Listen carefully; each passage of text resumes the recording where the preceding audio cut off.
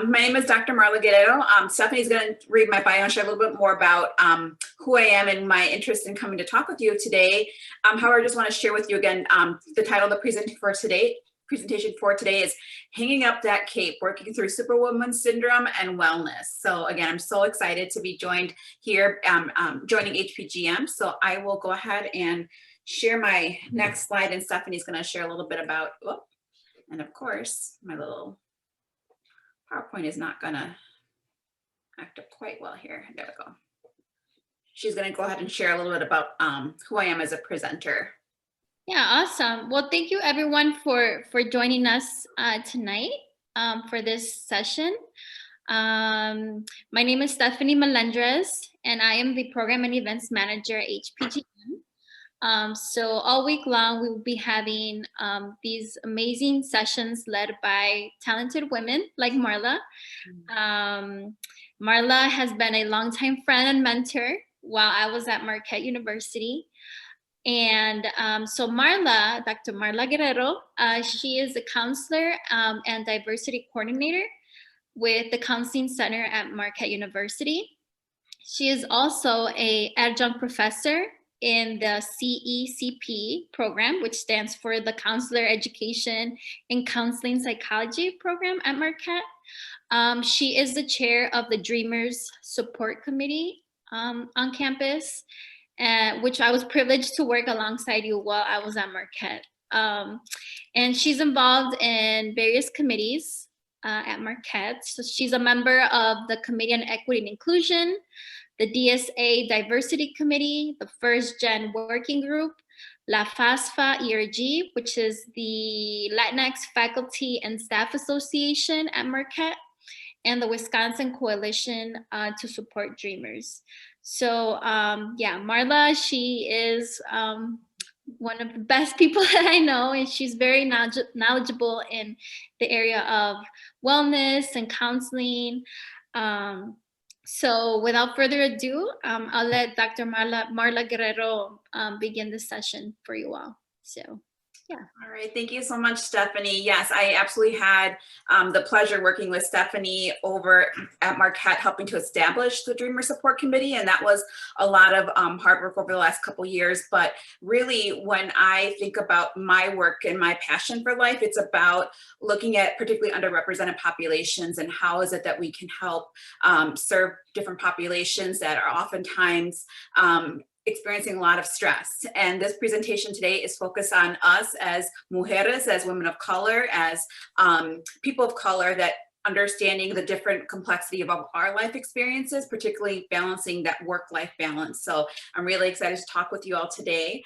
First, I just want to share with you all a little bit about mental health in particular, because this is something I know when I came into the field of psychology, it was always taboo to talk about our mental health, right? We don't talk about our problems to our outside of our familia. We can't air out our dirty laundry. Everything is kept within our family. So when I chose this as a profession, I started recognizing how much it's important to talk about what we've experienced, whether it be growing up, whether it be in college, whether it be as professionals. It's important to talk about what's happening to us, because oftentimes when we keep all of our emotions and everything inside, it's going to come out one way or another down the road. So really, it's important for us to think about mental health as important just as our physical health.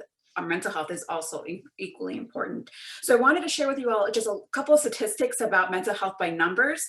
So currently, this was a statistic that I found back in 2019. The National Alliance of Mental Health did a epidemiological study, finding out that actually 1 in 5 adults experience some form of mental health concerns, and that consists of anxiety, depression, whether it be relationship concerns, right? 1 in 5 adults, that is a large population.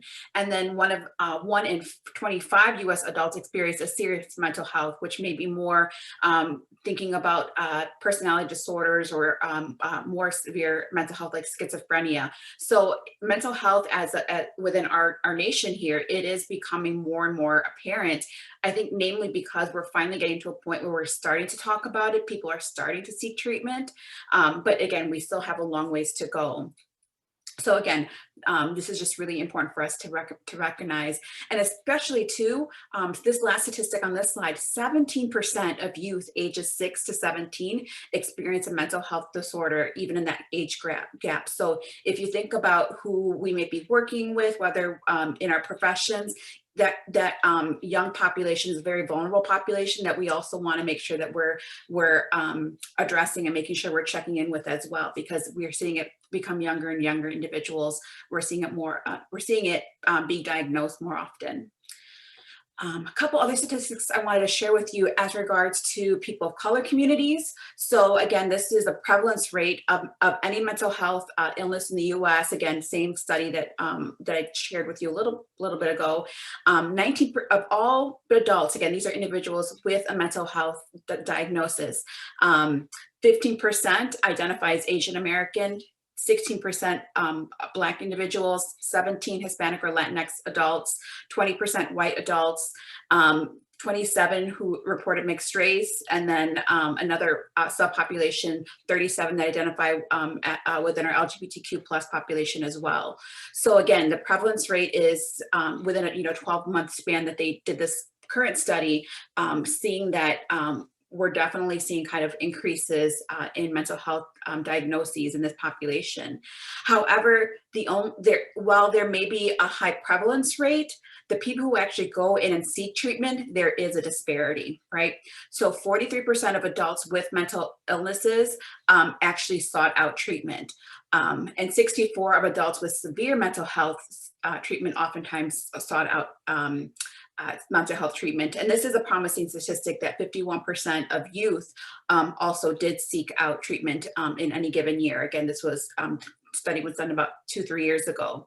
However, here's where we see the disparities though. Of the adults with a mental health diagnosis who are receiving treatment and or in counseling in the past year, 25% identified as Asian American, 31 Black adults, 32 report mixed race background, multiracial, Latinos, 33%, 49 white individuals, and then 50% in our LGBTQ plus population. But just seeing that nearly one out of 2 individuals who identify as white are seeking out treatment, yet 1 in 4 for Asian Americans, 1 in 3 for Latinos and mixed race and Black individuals, there still is that, I think, that taboo that is not quite, we haven't gotten over that hump yet in terms of who is actually seeking out treatment, where again, we have a lot of ways, we still have work to go, but I think trends are on the upswing in terms of people who are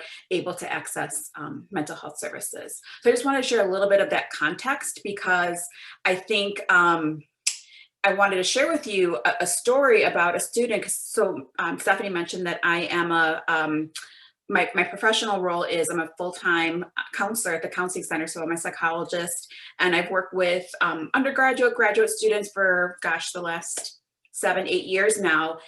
And I want to share a story with one graduate student I worked with in particular when I was back at Madison in their counseling center, who was, again, identified as a graduate woman of color.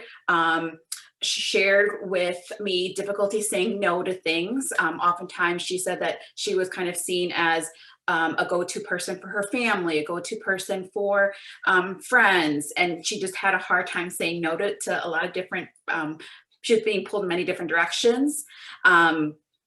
She felt that even with a successful graduate career thus far, it was never enough, because there was always something else that she was challenging herself with, a lot of perfectionistic tendencies. And really, when I started seeing her was a point in life when she wasn't sleeping. Sleep was a luxury. She oftentimes forgot to eat during the day. And she was very family oriented, and she would share with me how being away from her family in her graduate program was just really just lonely and isolating, because she wasn't able to connect with some peers within her program or throughout the university that had a sense of what she was, quote unquote, giving up to be be without family. So there was like a lot of feeling of loneliness and isolation, given that family was a very big factor for her. And this individual also identified as Latina as well. So I share this story because some of these characteristics you might also be feeling in your professional roles, or if you're a graduate student, undergraduate, or recent graduate, you may be experiencing any one of these areas that this student shared as well. And I shared the story actually because it's my story. So I was that graduate student who I just kind of described. And I didn't know at the time that I was really going through a phase of depression. It wasn't until my advisor said, you know, Marla, as much as you want to help others, you want to be there for others, I'm worried about how you're taking care of yourself. And of course, I just bawled in her office, like, I can do this, I can do this. And she's like, I have no doubt that you can do it, but I just worry about how you're doing this. How is this process going for you? And I think it'd be really helpful to get connected, to talk with, you know, a therapist, talk to a counselor. And so I, even though I was training to be a psychologist myself, I said, you know what, that's so true. I need to seek my own treatment. And it was in graduate school that I sought out and had my very first therapist. And it was, for me, transformative, because it was a space for me to really identify that what I was going through was, at that time in particular, was depression. And I also, in addition to talk therapy, I also utilized medication management. I started an antidepressant that was so helpful to help get me out of a funk that I was feeling for quite a bit. So I share this story because I think, again, there's a lot of taboo about, wow, this person looks like they got it handled, or this person, they're managing everything that's going on, yet we don't know everything that's happening, you know, to individuals behind closed doors, or, you know, in their own personal life. So really, depression, people who are feeling depression or anxiety, it can look so many different ways for so many people. And many times you may not even know that someone might be struggling with their mental health. So I share the story again because I want to just share that even individuals who feel like they have led a successful life, we still also struggle with our own challenges too.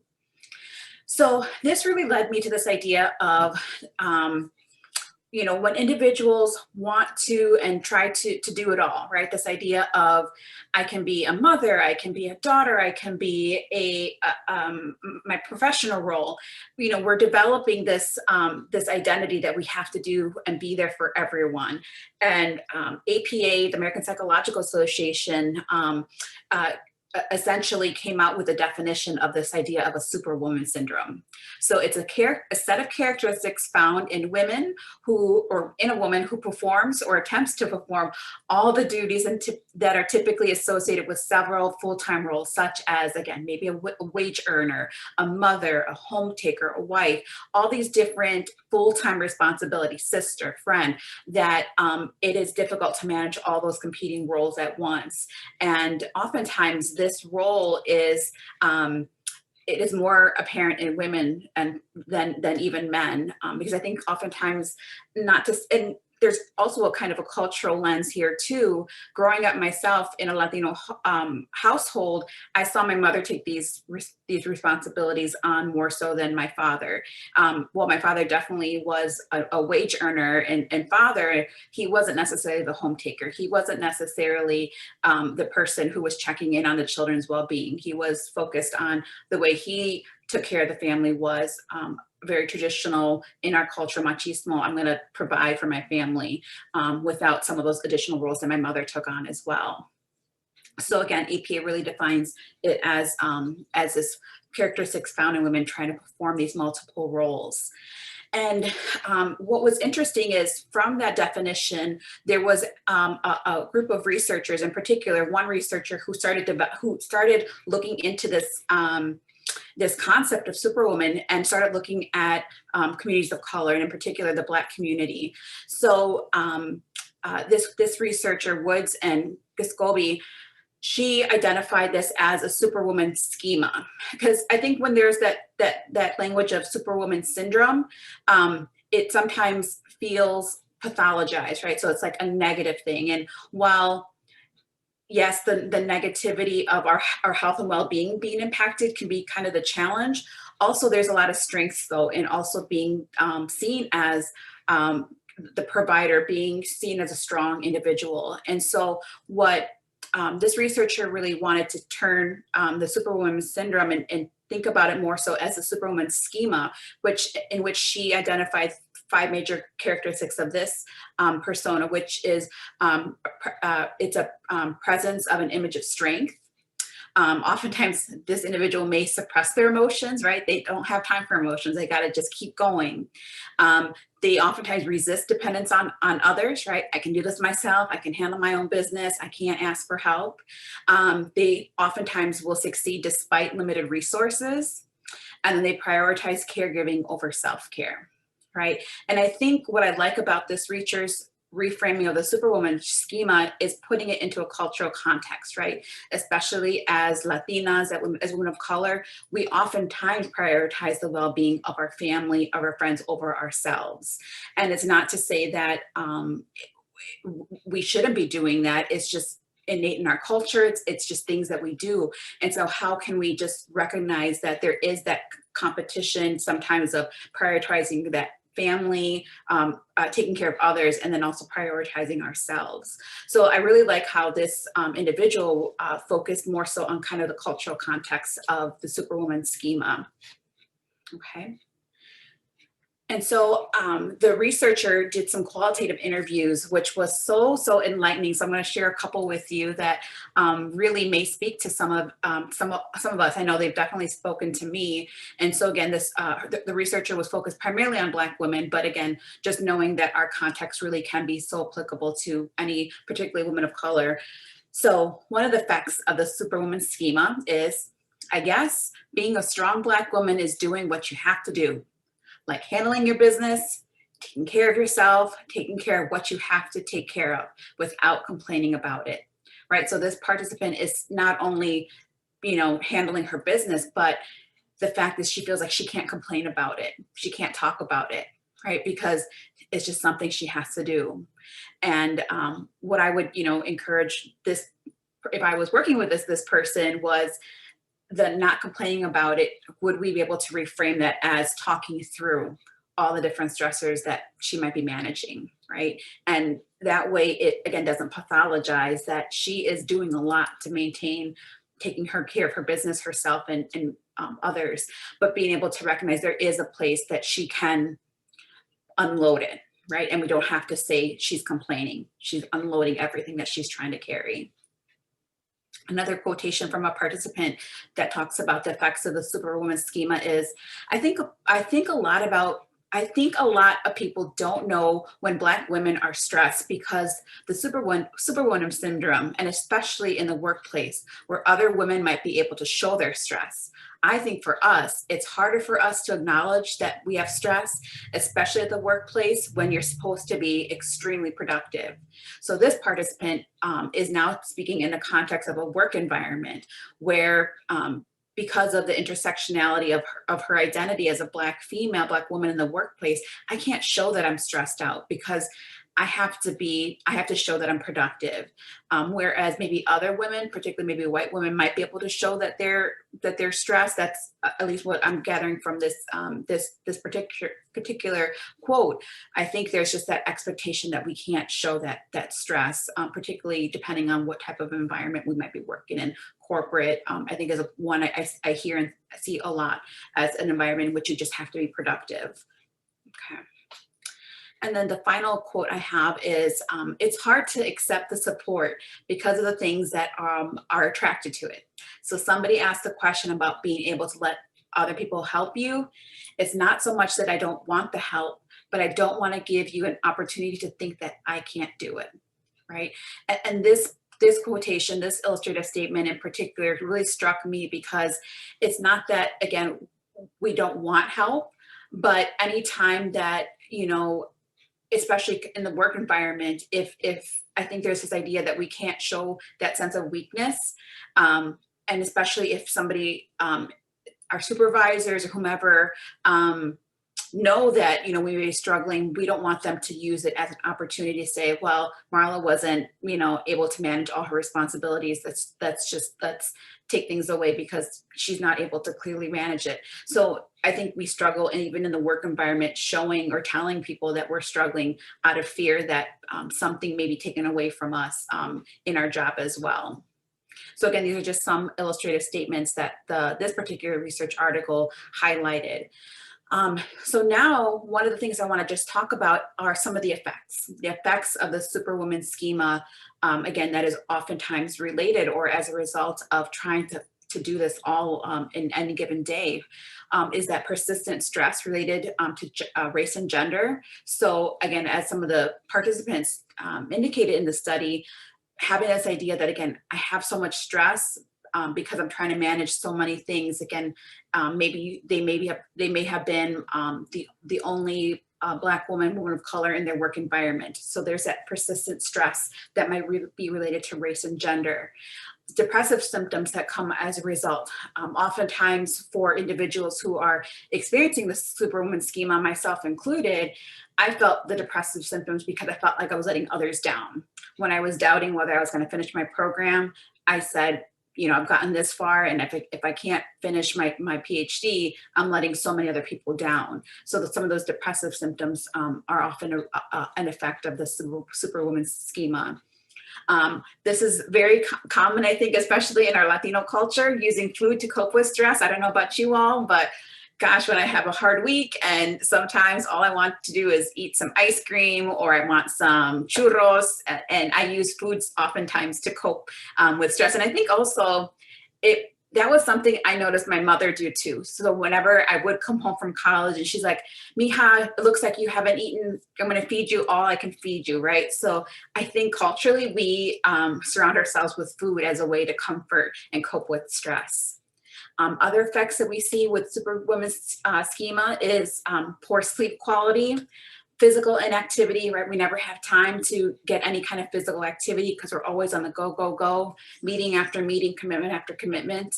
And then we're noticing, and this is probably the piece that I have become much more aware of in the last probably 5 years, is increased physical health conditions.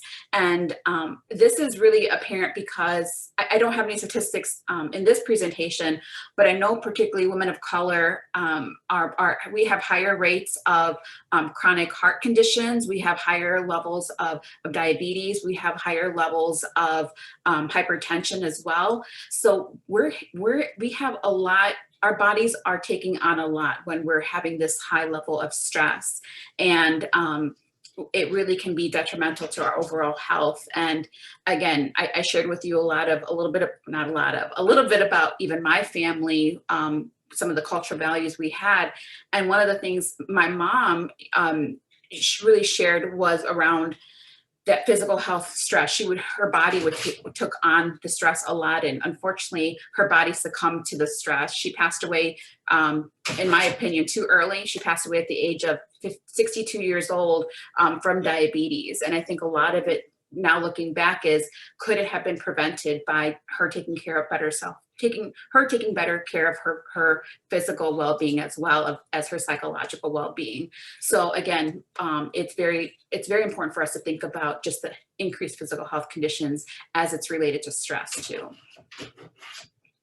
I apologize. My dogs are trying to come in and listen to the presentation, so I apologize if you hear them knocking there on my door.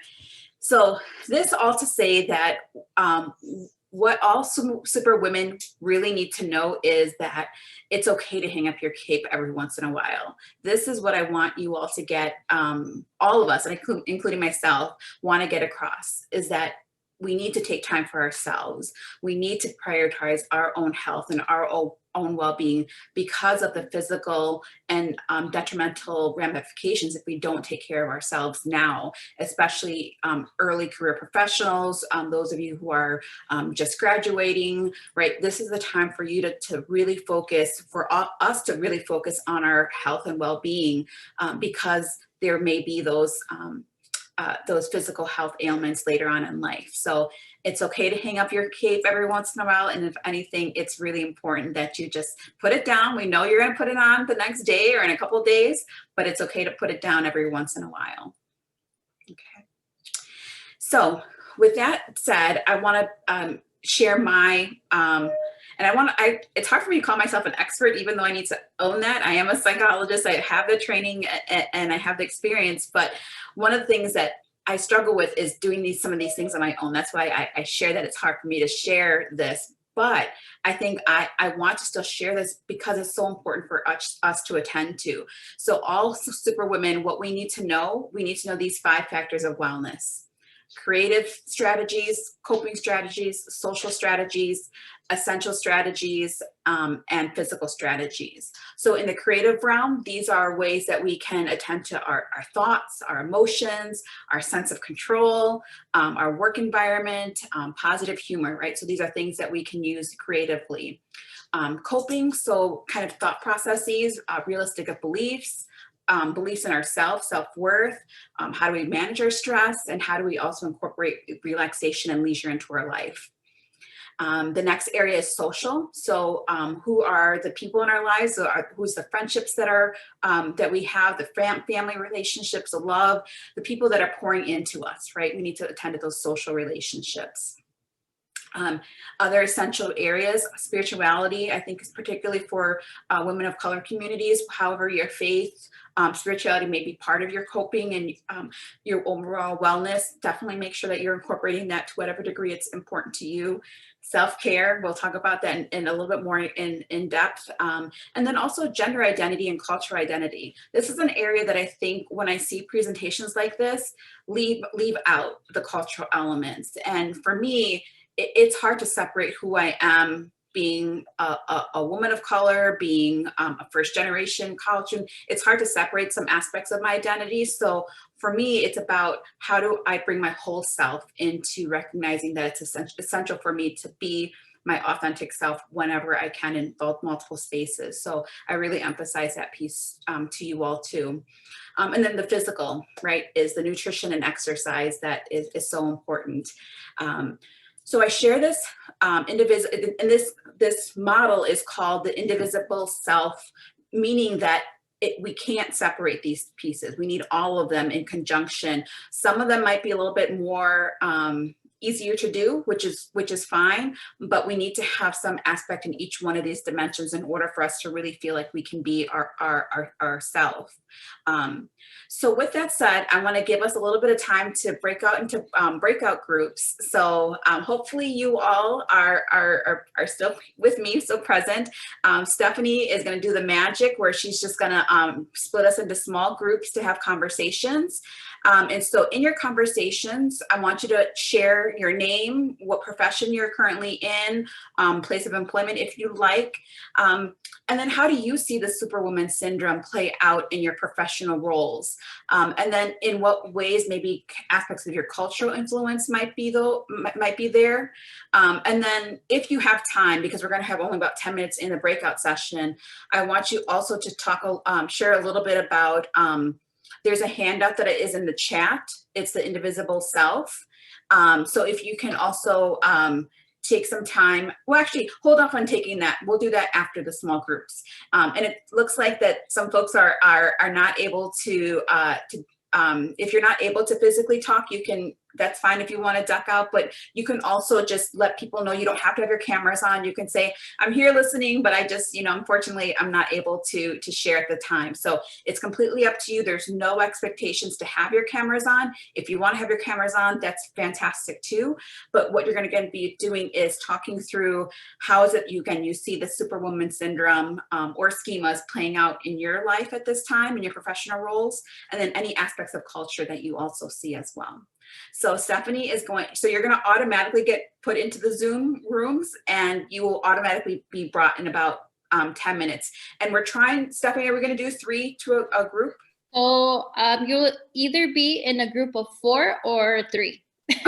Perfect. So 4 or 3. So if you can take about 3 minutes each for your story, 2 to 3 minutes, just to make sure everyone can get a chance to share in. And again, thank you for those who have come. If you have to head out, Stephanie can also send you my materials as well. So we'll see you back in about 10 minutes. Okay, so I am going to open all rooms now.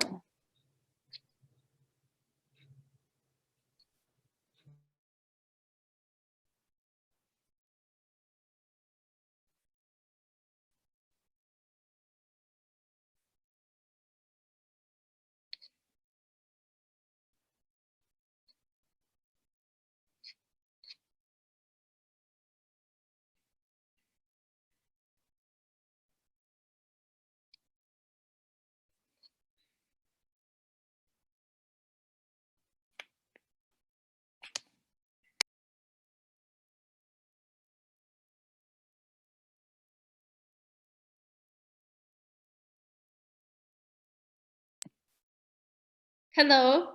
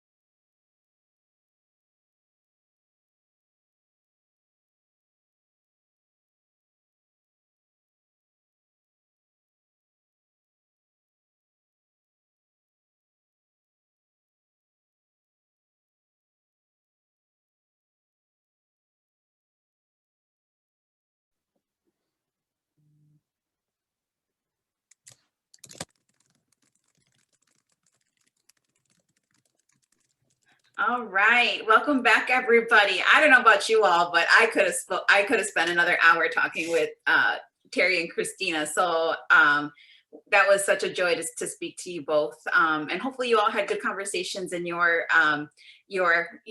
conversations. And just letting you all know too, again, so long as you signed up for the presentation, Stephanie has access to your email, so don't worry about having to write things down. You'll all get access to my PowerPoint slides. So please know that that's going to be coming as well.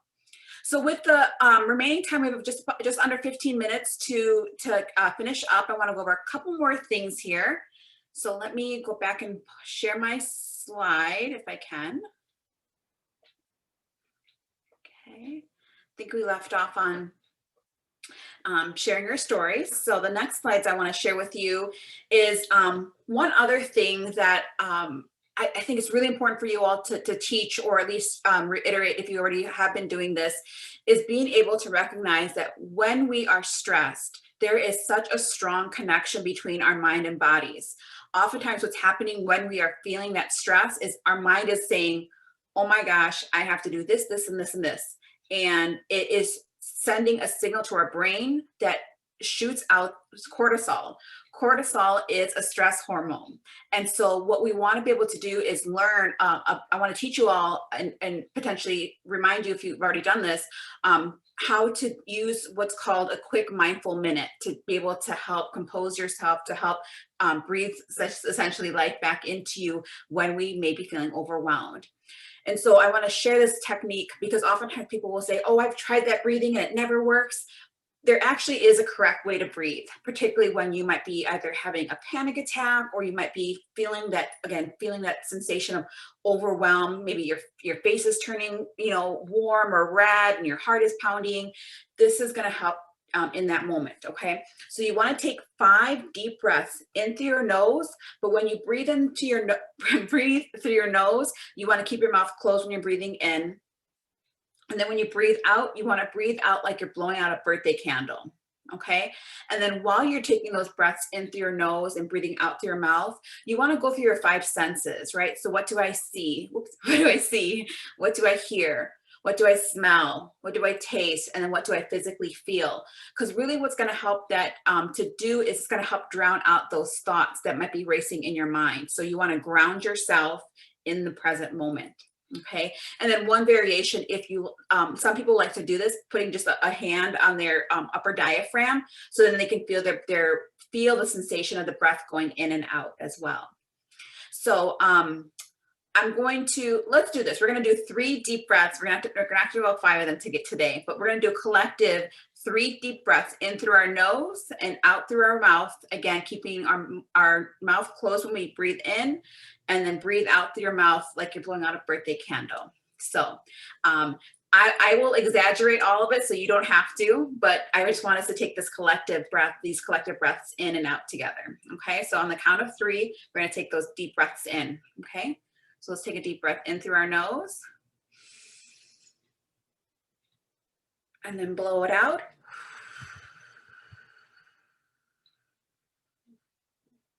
Another breath in and blow it out.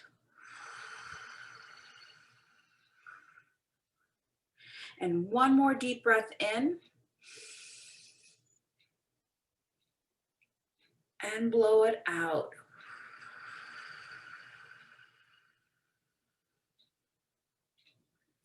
So I don't know about you all, but I'm feeling that breath really, what this is doing, it's really circulating the oxygen throughout our body from the very tip of our heads all the way down to our toes. So again, I really encourage you all to practice this deep breathing. I encourage, when I'm working with my clients, I encourage them to do it before bed, do it right when you wake up in the morning, and then anytime where you might be feeling anxious, or even just might be feeling like, all right, I just need to calm down, or I just need to center myself. This is a great, great technique to practice and really become second nature to you, okay? All right, so just 3 more slides to get through, and then I want to spend any time left over for questions. So again, when you get the PowerPoint, I have the self-help, the 5 factors of wellness and habit change workbook. So I know when we were talking in our small groups, one of the participants were asking, oh, can I get, that information of the 5-factor wellness? So yes, I have the whole habit changing workbook that is attached you'll get access to that link. And then the 2 articles that we talked about today, the Putting Down Your Cape, Solving the Black Superwoman Syndrome, was what I pulled from for today's presentation, as well as a second article that I didn't include much of the content, but really it's a lot about what we were talking about today: 4 ways people of color can foster mental health and practice restorative healing. So both articles are really, really great articles connecting our health and well-being to cultural elements of ourselves as well. Okay. And then the other thing I just wanted to also share with you is, you know, we all, again, experience stress to some level. I think, because I had this question posed to me one time: when is it that you think it's the time to quote unquote seek professional help, right? Because we all manage our stress in various ways. I think the advice I gave someone is, if you're noticing your 3 kind of basic, your nutrition, if you're noticing you're not sleeping, and if you're noticing that I just don't feel like myself, that those might be indications that maybe it would be helpful to talk with a therapist, a professional around what's kind of going through your life. I think those are kind of the big keys, especially with sleep, and especially with feeling that sense like I just don't feel like myself. And so here are a couple of resources on how to potentially seek out a therapist in the community. So first and foremost, if you have access to health insurance, typically the co-pays range anywhere from $20 to $50. Again, it's all dependent on your insurance. I think the best way to find someone, you can look on the back of your insurance card and ask, say I'm looking for behavioral health or therapy, and they can tell you providers that might be in your network. I actually like using this search engine, psychologytoday.com, and you can actually do, what is it? It's like a search engine where you can actually, let me go ahead. I'm just going to share with you my other screen, because I'll show you all what this looks like. Give me one moment here. I'm going to go. I think I like, again, I just like modeling what I'm talking about too. So I'm gonna stop sharing for just a second, and then I'm gonna share again my Google page. Okay, so you just go to psychologytoday.com. I use it all the time. That's why it's in my search history. And then, sorry, bring this up a little bit, oops. So what you can do is, so you can type in a city, whatever city you're physically located. And currently, because of the pandemic, a lot of providers are offering telebehavioral health services, but you would just type in Milwaukee or whatever zip code you live in. And then here you can start kind of filtering out different options. So if you have insurance, you probably want to start with that. So say I have Blue Cross Blue Shield insurance, and then I want to see, I want a female provider. I want somebody maybe who speaks Spanish.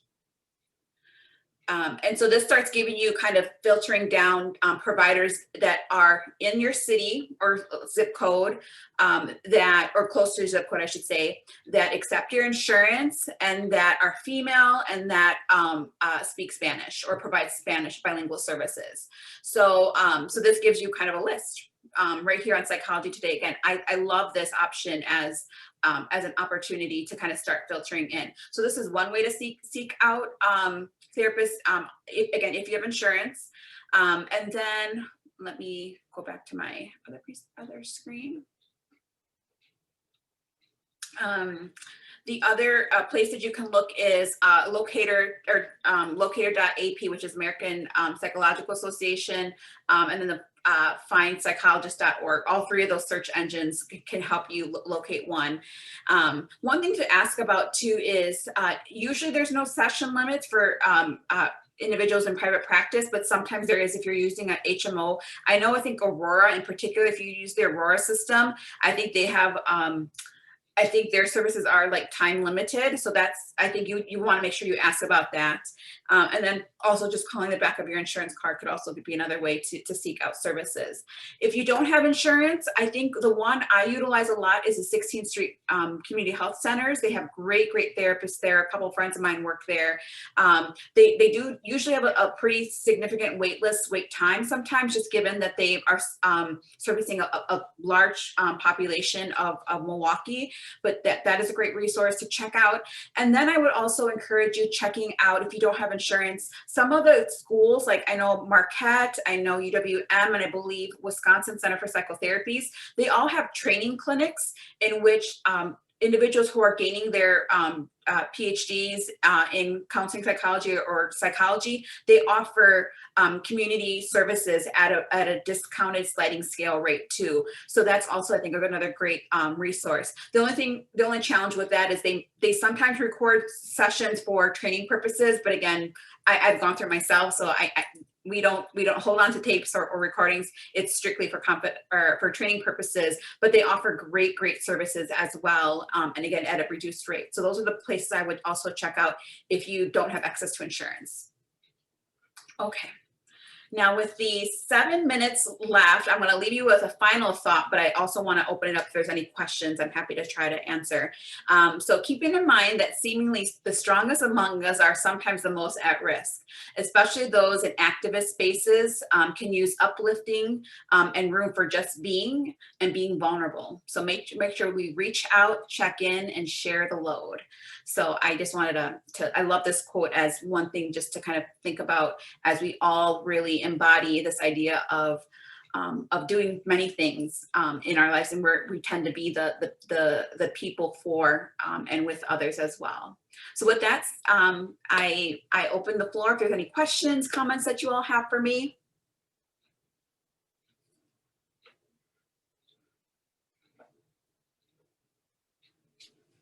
Yes, I have a question. The workbook that you're talking about, how long is it? Let me take a look. I can open up on my other desktop here and see how long it is. And is it something that you do like daily, or like is it like in a span of a week, or how is it kind of structured? Yeah, so the 5-factor wellness habit change workbook, it's a self guide, so you can do it on your own at whatever pace you feel is most effective for you. Let me take a look at how long the actual document is. Oops.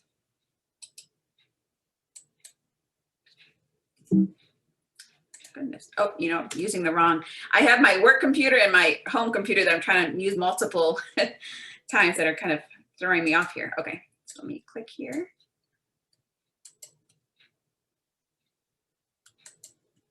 Give me 1 second.